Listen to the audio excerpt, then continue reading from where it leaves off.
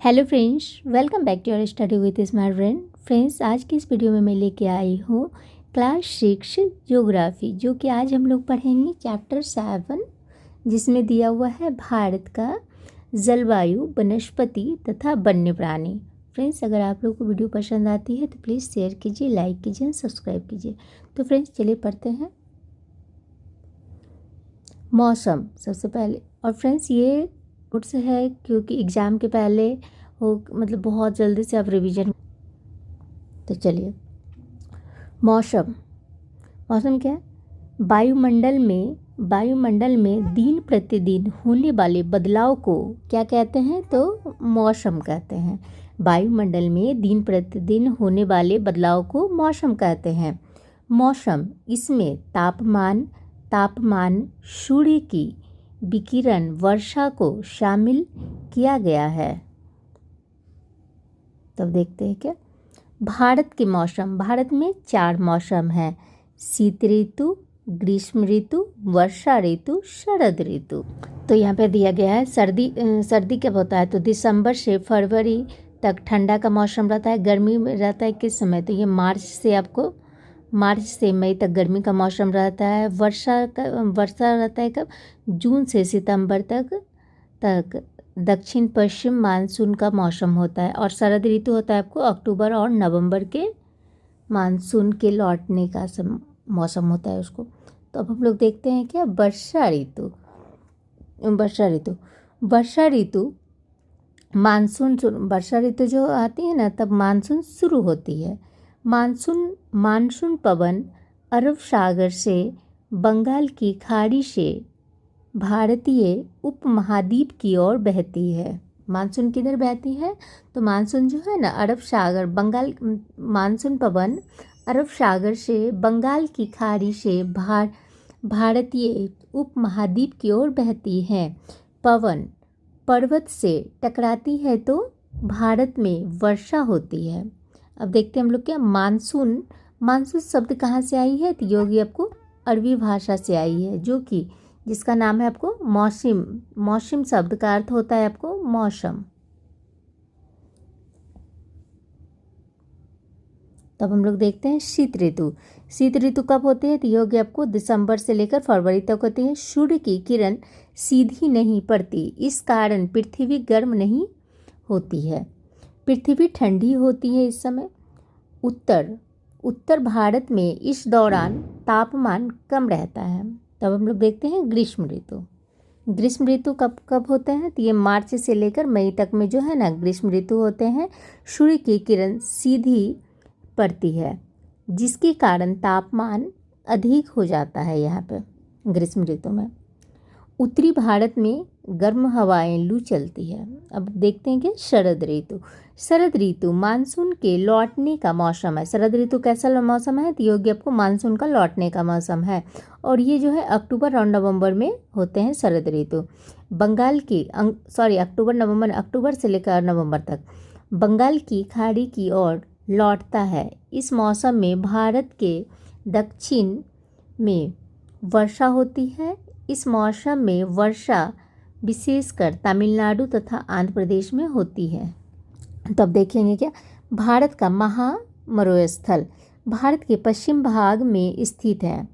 शुष्क उष्ण रेतीली जगह है ये। वनस्पति नाम मात्र की थार मरुस्थल भी कहते हैं। दक्कन का पठार, यह पठार उत्तर के मैदान के दक्षिण में स्थित है। त्रिभुजाकार कई पहाड़ियाँ घाटियाँ हैं। अरावली, तिहांग, सतपुरा खनिज प्रचुर मात्रा में होते हैं। यहाँ पे दक्कन के पठार में जो है ना, खनिज प्रचुर मात्रा में है। दक्कन के पठार से होकर नर्मदा, ताप्ती जैसी महत्वपूर्ण नदियाँ बहती हैं। ये नदियाँ पश्चिम की ओर बहती हैं, अरब सागर में मिल जाती हैं। तो अब हम लोग देखते हैं क्या तटीय मैदान। यह मैदान पश्चिम घाट के पश्चिम तथा पूर्वी घाट के पूरब में स्थित है। पूर्वी तटीय मैदान काफ़ी सांकड़ा है। पूर्वी तटीय मैदान चौड़ा है। इस क्षेत्र में महानदी गोदावरी, कृष्णा, कावेरी नदियां बहती हैं। ये पूरब की ओर बहती है, बंगाल की खाड़ी में गिरती है। नदियों के मोहने पर डेल्टा बनते हैं जो उपजाऊ हैं। नदी समुद्र से मिलती है, उस स्थान को मुहाना कहते हैं। डेल्टा स्थल रूप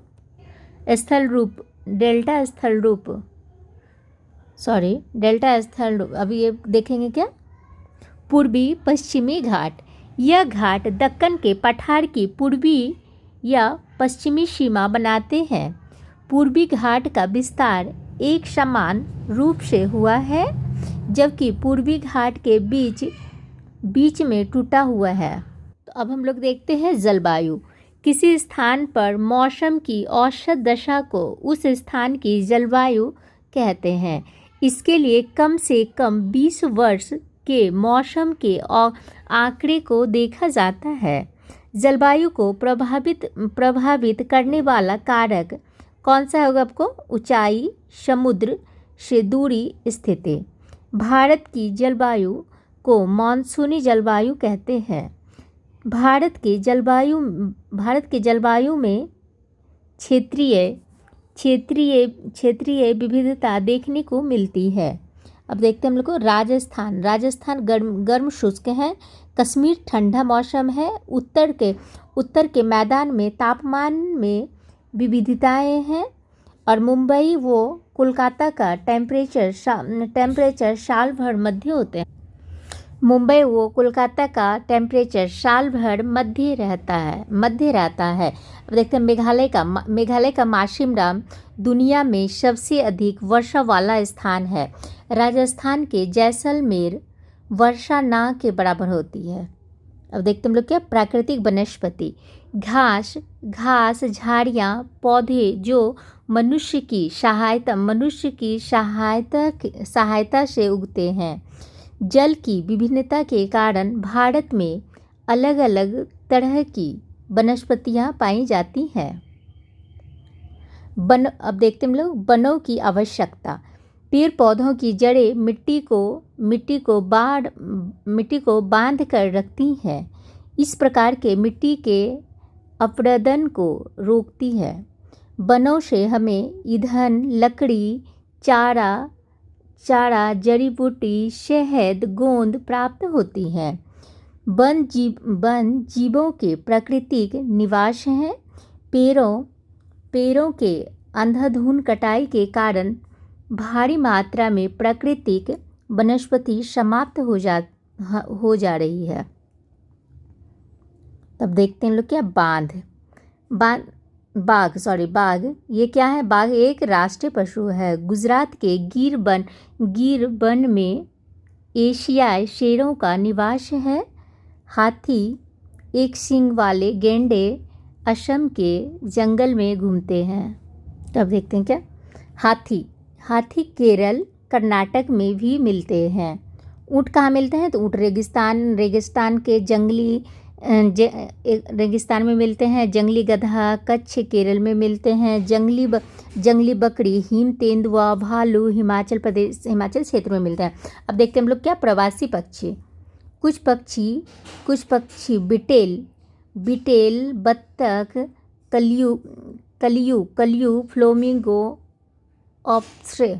ऑस्प्रे होगा। उसके बाद लिटिल सिस्ट प्रत्येक सर्दी के मौसम में हमारे देश आते हैं। सबसे छोटी लिटिल सिस्ट ये क्या है? जिसका जब वजन हो गया आपको 15 ग्राम होते हैं। यह